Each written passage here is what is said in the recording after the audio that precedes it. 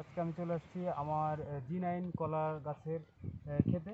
এখানে আমি একটা কলার বাগান করেছি। এখানে 260 পিস গাছ আমি রোপণ করেছি।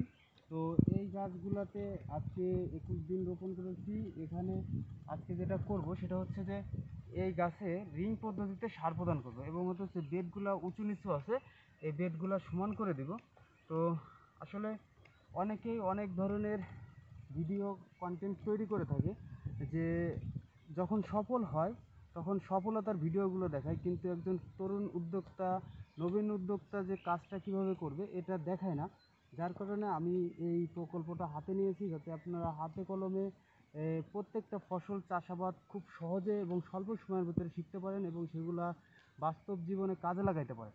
যার জন্যই আমার ভিডিওটা করা। ভিডিওটা আপনারা মনোযোগ দিয়ে শেষ পর্যন্ত দেখবেন, যে আমি আজকে এই যে আমার কলা গাছটা, এই কলা গাছে কীভাবে সার দিই।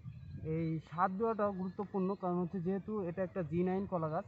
জি9 কলা গাছের বৈশিষ্ট্য হচ্ছে যে এই যে পাতাটা দেখেন, এই পাতাতে একটা দাগ রয়েছে। যদি পাতাতে দাগ না থাকে তাহলে সেটা জি9 কলা গাছ নয়। তো জি9 কলা গাছের টিস্যু কালচারের চারা আমি এখানে এনে রোপণ করেছি এবং হচ্ছে রোপণের বয়স আজকে 21 দিন। তো এই 21 দিনে এখন মোটামুটি এই যে কচি পাতা ছেড়ে দিছে, এখন গাছের খাবারের প্রয়োজন। যদিও আমি গর্ত করে ওখানে গোবর সার, এমওপি, পটাশ, এগুলা টিএসপি এগুলো প্রদান করেছি, দস্তা, বোরন। কিন্তু এখন হচ্ছে গাছগুলো দ্রুত বৃদ্ধি করার জন্য এখানে সার দেওয়া দরকার। তো সেই সারটাই আমি এখন দেব। প্রথমে আমি আগাছাগুলো সুন্দর করে কোবানোর পরে টেঙ্গি দিয়ে বেছে দিলাম। এরপর হচ্ছে জমিটা আমি এখন সমতল করে নেব। কলা গাছের গোড়া এই মুহূর্তে উঁচু করার কোনো প্রয়োজন নেই, কারণ উঁচু করার কোনো দরকার নেই, কারণ হচ্ছে যে কলা গাছে প্রচুর পরিমাণে পানির দরকার, কারণ পানি ছাড়া কলা গাছ বৃদ্ধি পাবে না। যার কারণ হচ্ছে সমতল করে, যাতে পানিটা বেঁধে না থাকে এবং হচ্ছে পানিটা খুব সহজে আসতে পারে।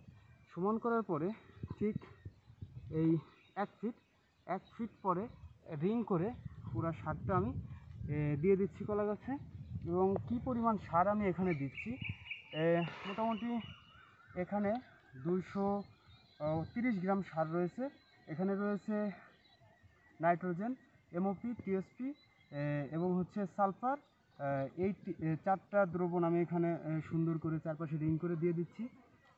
এখন গাছের শিকড় বৃদ্ধি করতে হবে এবং হচ্ছে পাতা বৃদ্ধি করতে হবে, কাণ্ড বৃদ্ধি করতে হবে। যার কারণে এই সারগুলো এখন প্রয়োজন গাছের খাবারের জন্য। সারটা টোটাল হচ্ছে 3টা ধাপে প্রদান করতে হবে কলা গাছে। তার প্রথম ধাপ হচ্ছে এইটা। তো এই পদ্ধতিতে যদি আপনারা কলা বাগান করেন, কলা গাছ চাষ করেন, তাহলে আপনারা লাভবান হতে পারবেন। এবং হচ্ছে যে অতীতে যারা কলা চাষ করে লাভবান হয়েছে, তারা এই পদ্ধতিটাই অবলম্বন করছে।